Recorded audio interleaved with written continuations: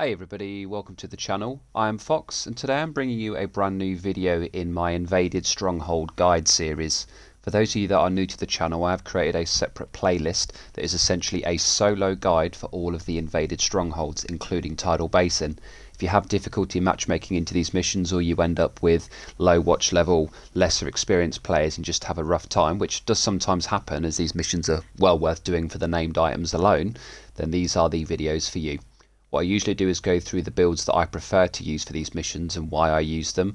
For example, the Oxidizer in Tidal Basin, in my opinion, is close to a must as it's so effective at dealing with the missiles. And what I then do is go through each section of the Stronghold as quickly and efficiently as possible, just to show you the best place to position, what skills to use, and essentially how to complete these missions without any help from anybody else. This way you can do these named missions and Strongholds every week, get all of the named items, and not have to worry about anything holding you back. So what we'll do in the usual fashion is go through the build first. I'll then load into this week's mission, which of course is Invaded Roosevelt Island, and then I'll show you exactly how to do that solo. If you do genuinely like the channel, please don't forget to like and subscribe, as it really does help me out. So let's get started. Today we are looking at a crit chance skill damage capacitor build. I've seen a few content creators sort of experiment with this, and I wasn't really that interested in kind of replicating that, but a few of my friends in the clan on the move, OTM, have been using this build in the Dark Zone and in PvE, and they're really sort of kind of screaming at just how good it is. So I did decide to put together my own version. I am eventually going to do a pure weapon damage version of this build, but the pieces that I need are quite rare, so I'm quite looking forward to getting that build out to you once I've got the pieces. But today we're going to look at the more traditional build that you've probably seen out there, which is the skill variant. Let's see exactly what we've done. We are starting with Technician. This gives us the +1 skill tier and the additional damage to mechanical items, both of which are very important for skill builds, and particularly for invaded missions as they are Black Tusk, and typically have a lot of drones, which count as mechanicals, and more importantly warhounds. You'll simply do more damage to them. That +1 skill tier means that we've actually been able to have one red on our build and still be at skill tier 6, as you can see on the right hand side there. We are of course using the Capacitor. This is, in my opinion, the only weapon to use with any skill build at the moment, including status. It's so ridiculously powerful what it does, and the reason for that is it gives us a large amount of both weapon damage and skill damage, certainly more than in Sync, but it also includes both health damage and damage to armor, two multiplicative stats that you usually can't get on the same weapon. You can with assault rifles, because they historically come with their minor attribute as health damage, but then the damage to armor is only 6%. And this is kind of the other way around. You can get 10% health and 12% armor, which is actually very good. It's a nice mixture. What it essentially does is give us up to 40 stacks, 1.5% skill damage per stack. So that's a total of 60% additional skill damage, which is obviously a lot higher than Perfect in Sync at 40%. But on top of that, for each skill tier, it actually gives us 7.5% weapon damage. Now don't forget, with the inclusion of Technician, we are currently sat at skill tier 6, so this is a lot of additional damage. We're talking 45% additional weapon damage, which is why the weapon stats of this weapon at 700 RPM are so high, with that 114.5k per bullet, and that's going to get a lot higher. This will hit over 130k, just base level once the memento is stacked up. I never use these two weapons, so use what you choose here. I've always liked them up as a secondary weapon, because if somebody does push me, particularly on a skill build within Sync, I can still keep some skill damage going, but also get the 10% armor on kill. And shotguns are great for close range kills as well. So, and then the card pistol, the DZ exclusive card pistol that came out last season with the +1 skill tier, can also be useful, but again, I rarely use this. So let's have a look at the pieces themselves. We are running 3-piece Empress on this build, as they give us a number of benefits to our two skills, which is the drone and turret. 10% skill health just quite simply means that they have more health, so they live for longer. 10% skill damage is obvious, they output more damage. And 10% skill efficiency is definitely the best piece of Empress, and why you should only ever run the 3-piece for skill builds, because 10% skill efficiency directly equates to 10% of all of the skill stats in game. So yes, that means that we're actually getting 20% skill damage from the 3-piece Empress, but we're also getting repair skills, duration, skill health, status effects, skill haste. It's all included in that 10% skill efficiency, so very powerful. What you ideally want is every piece on your build that isn't the memento rolled exactly as this: crit chance and crit damage. If you have a few pieces with, crit chance and skill damage, if you have a few pieces with crit hit damage, that's not too bad, but you definitely want to be focusing more on crit chance for this build, so you don't have to use too many mods. So yeah, this piece here is essentially perfect and exactly what you're looking for on all 5 of the high-end pieces. My second piece of Emperors is exactly the same, but this is actually crit damage, which I can live with. You know, I've had to use a 6% mod to replace that, but either way, you're going to be using 6% crit chance mods and have 12% on your gear, or the other way around, so it doesn't really make a difference how you do it. I still think crit chance is better though. And then the final piece, exactly the same, skill tier, crit chance, skill damage. I decided to go with a Fenris piece here because I want to focus more on weapon damage for this build, and eventually I'm going to try and get some, Fox's Prayer, Contractors, everything with skill damage and roll to yellow, bit of Walker and Harrison here so I can really focus on the weapon damage, but that's really hard to spec into. So at the moment I've decided to go for a Fenris chest piece because this gives me 10% assault rifle damage. I've left this roll to weapon damage, and this once again has crit chance and skill damage. My talent of choice here was actually Spark. Some of the other versions of this build that I've seen usually run kinetic momentum as they offer a substantial buff to your skills, but I'm always more interested in shooting stuff than just sitting back and letting my skills do the work, so I wanted to go for Spark here, and I was quite lucky to get this chest with crit chance already on it. The weapon damage and crit chance are a little low, but it still works for this build. If you're not fussed about Spark and you want your skills to be buffed more, you could absolutely look at kinetic momentum as well. And then the final piece is a Wyvern, which once again is rolled in exactly the same way. One piece Wyvern gives us 10% skill damage, which is fantastic, and this again has crit chance and skill damage. Like the majority of solo builds, you're usually better off just going for Memento. There are very few builds that aren't enhanced by this in some way, as it gives us such a ridiculous amount of different buffs that, in my opinion, it's very close to a necessity for solo runs. We're going to gain an additional 30% skill efficiency, so that's all of the skill stats including skill damage, an additional 30% weapon damage, so Capacitor and Memento are a match made in heaven. They pair so well as they both buff weapon damage and skill damage, and when paired together it's actually pretty ridiculous how fast you can melt heavies and warhounds. They also give us a 3% armor regen and the bonus armor for just for using this backpack and getting it fully stacked out. And whilst in group play it can be harder to get the trophies, in solo play, as you're the only person getting the kills, I would absolutely 100% be using Memento here. If for whatever reason you don't have this, you could always consider the Force Multiplier, the named Hannah U backpack, which does give the perfect combined arms talent, and then potentially use Waveform. But I just think Memento is too good for this because of the weapon and skill damage, and the whole point of this is it's a hybrid build. You know, I really wouldn't look anywhere else. The skills that I'm using are, of course, the ye old favourites, the Striker Drone, which is currently sat at 74.5k damage for this, and then the Assault Turret, which mine is currently sat at 119k. Now, this is obviously going to get a lot higher when we start stacking up our backpack and our weapon, but yeah, they're pretty good base damage to start with. With regards to my stats, I did use, so I've gone for 3 crit chance mods just to make sure I hit the 60% cap. So these are my stats. We've got 60% crit chance, and that's just a combination of the crit chance on the weapon, all of the pieces, and then whatever else mods I needed to hit that cap, and then everything else went into critical hit damage. So not too bad stats here. Again, in the future, if I'm able to get some Seska and group on here, roll to yellow, these will be a lot higher, which would be my preference. I'd rather the weapon do more damage and the skills do less, but this is still a fantastic hybrid. We have 12% damage to armor and 8% health damage, and that's purely from the weapon itself. And then, of course, because we have the Memento, we have the +1s for armor. So we have the 170k additional armor, which means my total armor is at 913k. And of course, it's 3% of that value for my armor regen once it's fully stacked out. So yeah, definitely a great piece. So what we'll now do is load into Roosevelt Island. This is going to be heroic, invaded, and of course solo. Okay then, so we're now at the start of Roosevelt Island. I've made sure this is toggled on to invaded, but if you ever need to change this, if you look in the bottom right there, those 4 options, the second one along is simply toggle mission mode, and by holding down Y on Xbox or triangle on PlayStation and whatever the hotkey is on PC, you can change it to the invaded version. And you'll know you've done that because the Roosevelt Island symbol right at the top is red, and on the top right where it says mission details, you'll notice that it goes from outcasts to that red black tusk symbol. This is of course set to heroic, as you can see, and we have no mission directives. I am indeed solo. Let's get started. This first section here, you will have enemies quite early on into the area. As you can see, they're all here, so all I like to do is just simply set up here with turret and drone and kill these. Pretty straightforward. There will always be a heavy here, so I don't necessarily need to focus these first. If you ever notice drone controllers or grenadiers, as is the case with any solo run, they will be the things that will be more likely to kill you. So focus those first. These warhounds do not move fast enough, and as you can see with this build, with all the crit chance and skill damage and weapon damage, it really doesn't take long to melt them. Even though I have a you know, no backpack trophy here at all.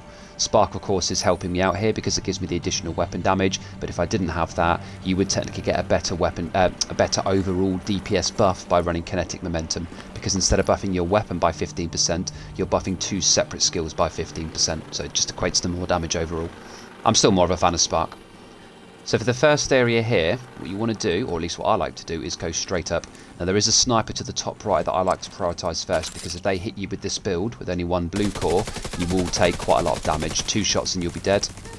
Well, I can't hit that person, but fire barrel there. It never actually seems to hit them, but obviously by setting up my turret here, I am, you know, that's dealing with any other enemies that are close to me. Looks like we have a grenadier somewhere. They're ridiculous accuracy. Focused.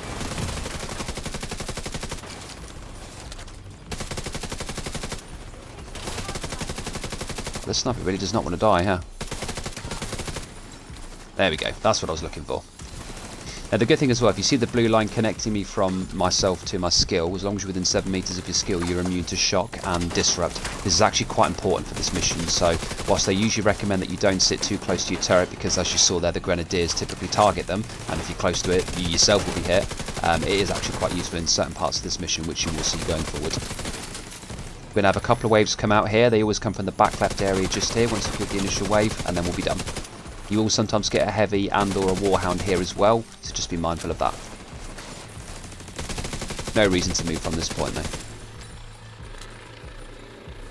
There we go.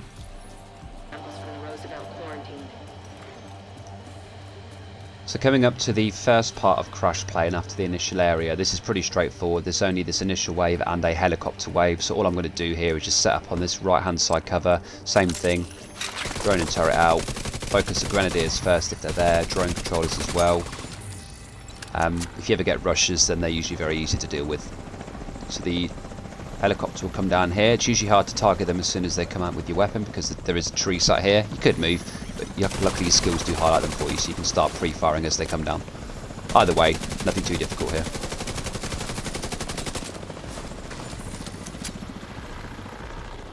And that's it. Once that helicopter's gone, no more waves here. Coming into Crash Plane Part 2, my personal preference is to sit just here. You can also sit on the left side here as you have a little bit more height with your turret, but what I always like to do, because you don't grab aggro here by the way, is to kill this sniper first for 2 reasons. 1, anything that dies out of bounds puts the trophy straight on you, and 2, so this guy here is a great example, and 2, the sniper will deal a lot of damage to you. With 1 shot they'll take down most of your armour, and a 2nd shot they will very nearly, if not completely, kill you. But I don't move from this section here at all. You will have a 2nd wave come out on the left side here, and the 3rd and final wave will come from the gates. So there's a drone controller here, so we're going to target our skills to this guy, try and take out his... There we go. So once again, this symbol above his head, that's the drone controller. Those and the grenadiers are always your priority in any solo mission, just because they have the highest capability of killing you. Here's now the 3rd wave. Warhound coming in, and this is a grenadier, so we are going to focus this as well. Luckily this will not take long to die at all, as you can see.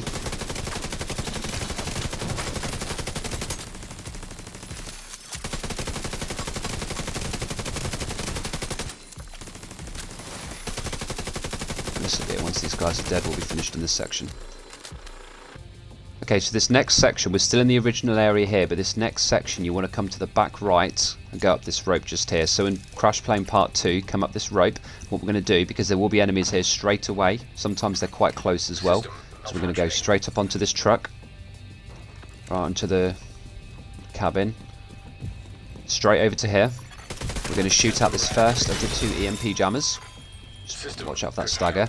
Wait for the disrupt to wear off, and then we're going to leave our skill here. The 2nd one is top right, so you can work on that straight away if you want. Just be wary of peeking too long, in case any enemies do hit you.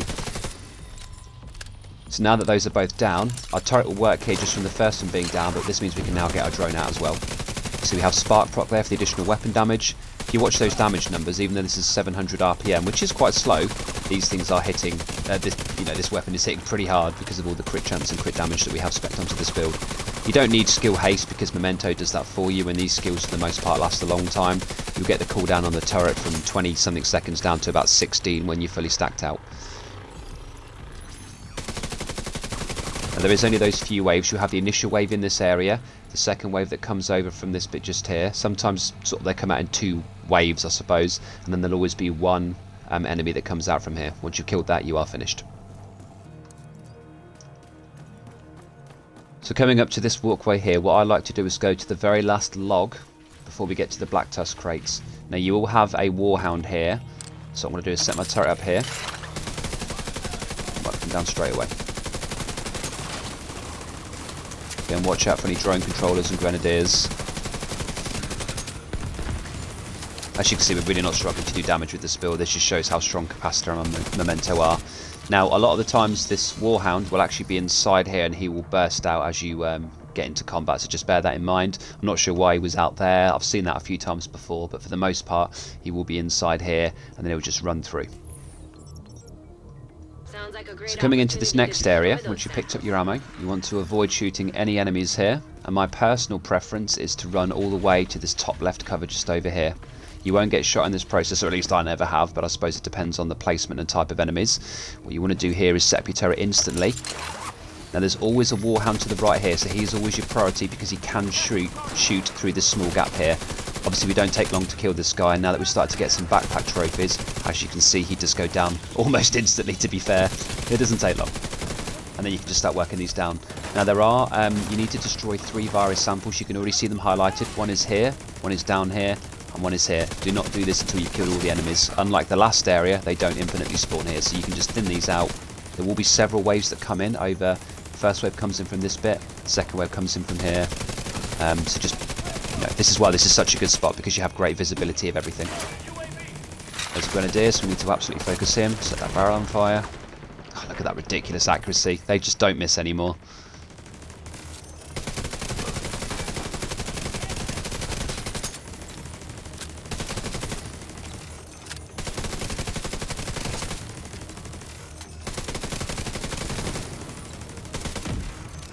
So here comes the next wave. Start pre-firing on those. I can see a drone control in there already, so I'm going to focus in with my skills, take him out of the picture. Grenadier as well, same treatment. Now this guy's not going to do much to you at all up here. Just break his chain if he is starting to clip you, but honestly he really won't do much. By now you should have a large amount of backpack trophies. As you can see, this build absolutely melts everything. So yep, all we need to do now is open these 3 containers and deploy the C4 on all of those. In this area, after we've blown up the 3 viral samples, what I like to do is push straight in and go up this ladder to the right. Now again, this isn't a necessity to sit here, but having height advantage for yourself and for your skills are usually a good thing because they can see more and therefore put in more work. So again, if we see any Grenadiers, which I don't currently, then we'll focus them. So yeah, this section's easy. There's only 1 wave here and then we're going to push through into the next area.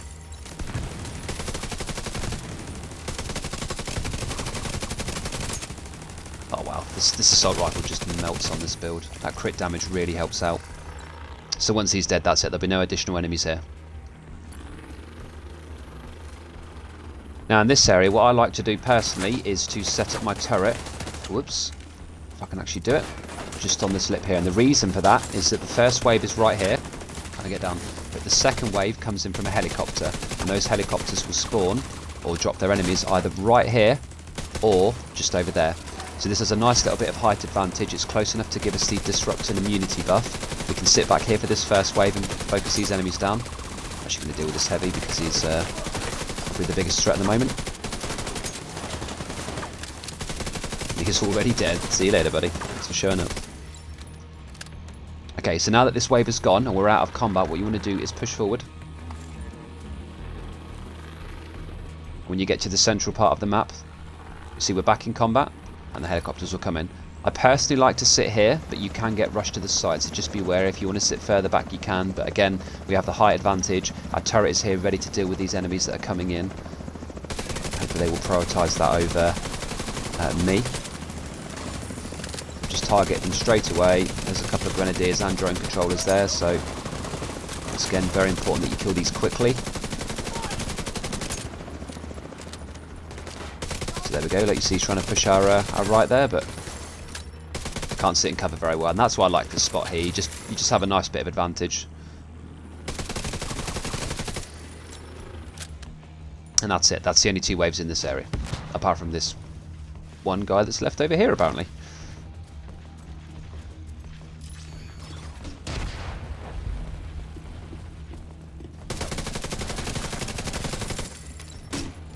Oh yeah. Warhound decided to sneak away.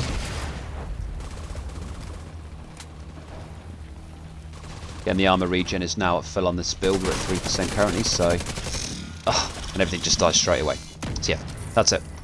Nice and easy to clear that area. In this section, pretty straightforward. There's nothing really too difficult at all to worry about here. I'll always go around this blue tent, set up my turret on the left side so it's got the best visibility. And once again, just prioritise anything that can throw grenades at you. Couple of tanks here. There's usually at least 1 tank here. I don't think I've ever seen a run where there hasn't been. Oh, there's a grenadier.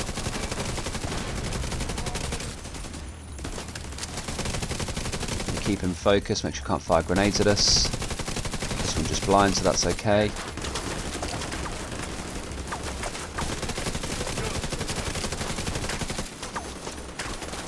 Now your target does need some manual aiming, but your drone usually just follows whatever you shoot at. So I tend to prioritise or hit high priority enemies with my drone, with my turret. So I'll specifically aim at them and then I'll just fire at them with my weapon, because for the most part my drone will follow suit. This guy to get reses off, but it looks like he's going for it.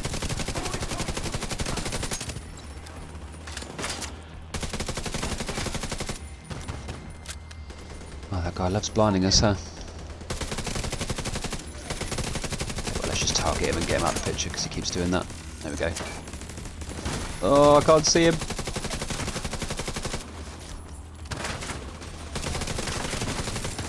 That's all good. It's not like it's hard to kill the enemies that we've already broken their armour on anyway.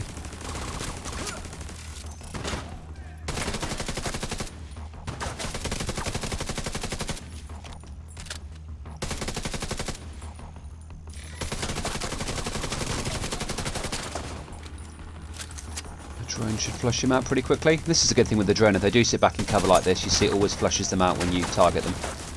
Oh, I forgot to pick up ammo.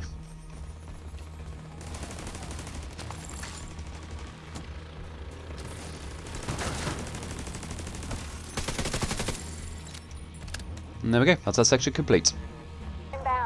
It's coming up to this area, as you tend to get some enemies that will rush you through quite early, and they go to the top right and the top left where there are mounted turrets. What I'll do is just set up here. I will push forward because we do have our first boss fight here, and there are 2 bosses that will sit back, but I'm classing this all as one area. So as you can see, they're already going up top here. Once again, prioritizing the grenadiers is a must, especially from that height advantage. They will just drop you.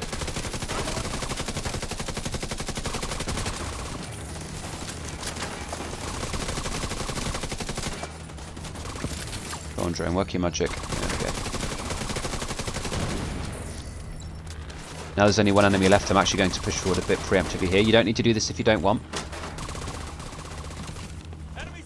But what I essentially do in this section is slowly but surely push my way forward to some cover in the back left just over there, where I'm kind of shooting that guy now, just that bit there, as the 2 bosses will indeed spawn on the top of the section, the exit. Just pay attention to your radar here, because you often get enemies that will push this right flank and sometimes the left one as well. So if you go too far forward too early, they can easily get around you, which is exactly what this guy was trying to do. It's not too problematic if they do that, but just be wary. Grab the trophy for a temporary buff. I'm going to push forward here. Is that an enemy? No, it's just a sniper thing.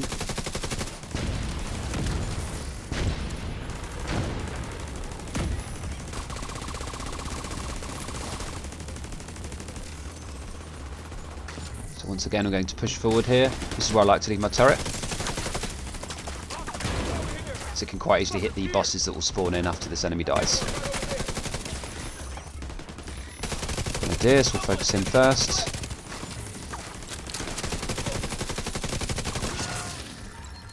Okay. We'll now have some bosses. Again, if you've got a bit of respite to do so, just pick up some trophies to get the temporary buffs. The more damage we do, the better. This guy is, of course, a grenadier as well. Both my skills are on him, so that's good. And the second one is a sniper with a shock drone. Wow, these guys are getting melted so hard. Now they tend not to sit up there for too long, but if you don't damage them they will, and the sniper is, you know, not something that you want to sit up there.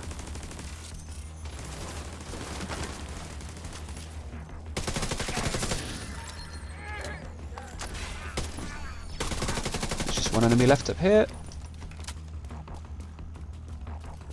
But as you can see, it's pretty straightforward if you just sit back in these areas and melt them down from a distance. Okay, as easy as that.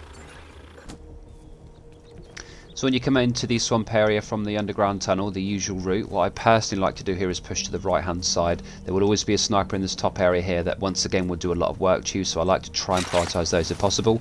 My general rule of thumb is I'll go about as far forward as I can before they start noticing that I'm here, which is usually this spot. Kill the enemies that are immediately a danger to us. That takes long. Looks like there's actually a grenadier over there. I bet this grenade doesn't miss even a little bit. There you go. Somebody tell me they didn't accidentally revert that grenade NPC nerf, because they definitely did. The guy's miles away, and there's the sniper.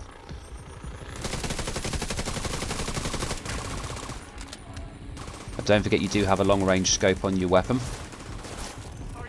so you can either use your skills to deal with this, or just zoom in and shoot him yourself. It won't take long once your stacks, your backpack is fully stacked out, which by this point it absolutely will be. And that's it, there's only one wave here. Once they're dead, you're ready to go to the final boss fight. So we are now at the final boss fight. This view here is very familiar for those that used to use skills to clear legendary before they changed that. I know I've certainly done that before. What we're going to do in this section is push to the right hand side turret tower, so you can kind of see it just over to the top right of my screen there, in that general direction just there. We're going to set up our turret there, because you will get a wave that spawns in from up here and drops down here. That is the boss, by the way, so that is a great place to have a height advantage. Now there are 3 viral samples that you need to destroy, just like in one of the earliest open areas. My understanding, and correct me if I'm wrong for saying this, is that until you destroy the first one, which is in the back right there, I'm pretty sure they're all in fixed places here, enemies will just continually spawn and the boss won't come in. So what I like to do is to destroy the sample closest to that tower and then just go back up there again. You can move around in this area if you want, but you're going to get a lot of enemies come out of the back right and the back left, so just bear that in mind. Let's get started. And then once you've killed the boss and cleaned up the remaining enemies, you can just blow up the remaining 2 viral samples. So again, just take a wider berth as possible. If any enemies do see you, just shoot them en route. For example, sometimes this guy is literally right here, but it's very hard for you, it's very easy to get straight up here. Try and place your turret in the corner, because it can then see enemies over there, as well as the boss that will come in from exactly there. So whilst this is working these down, I'm going to get one wave coming here pretty soon. So usually a lot of these different ones you can open, but they don't always have the viral samples in them to blow up with your thermite, your C4, so it's just a case of finding the right ones. I'm pretty sure they're fixed though. Whilst there are multiple ones, I'm pretty sure this is one of them. Nope, they're not fixed, they're random. Okay, well, we've learned something today. So just focus the ones in this back area here until you find one that you can blow up. There we go, there's one, okay. Once you've done one, that will force the boss to come in. So what we're now going to do is push back. Where do we come in? Oh yeah, just there. Now you don't need to go back on top of this tower if you don't want. Again, I've always preferred the height advantage with skills, just because they do more work, but it certainly isn't a necessity if you don't want to do it. Whew. Let's get his wrecking, that guy.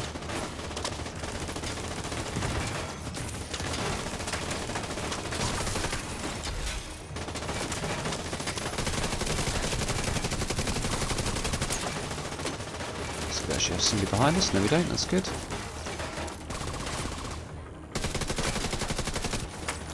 Sniper at the back there.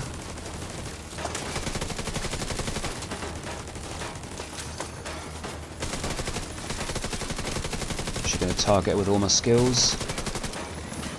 Right, here comes the boss. Oh, actually no, I think this is the wave just before the boss.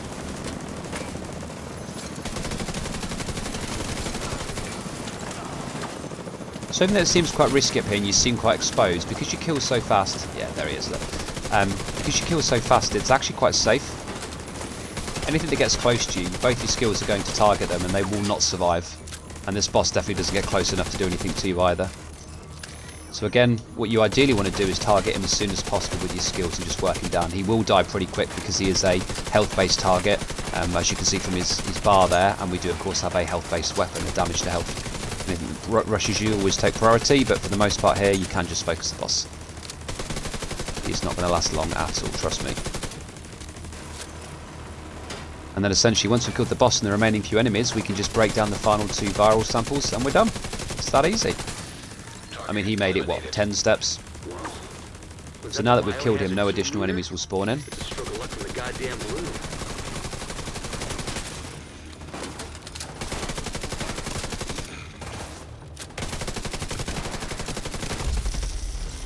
Ooh, that's sniper doggo. Is dead. I believe that's the last enemy. Oh no, somebody over there. Might lose some skill here, but we can live with that because our weapon does so much damage. And that's the good thing, even though there is a lot of EMP here with the Warhounds and so on, because with this particular version of the build your weapon does so much damage, it's not the end of the world. With other skill builds you're left helpless. With this one you're not, because your weapon just melts stuff if your skills aren't available.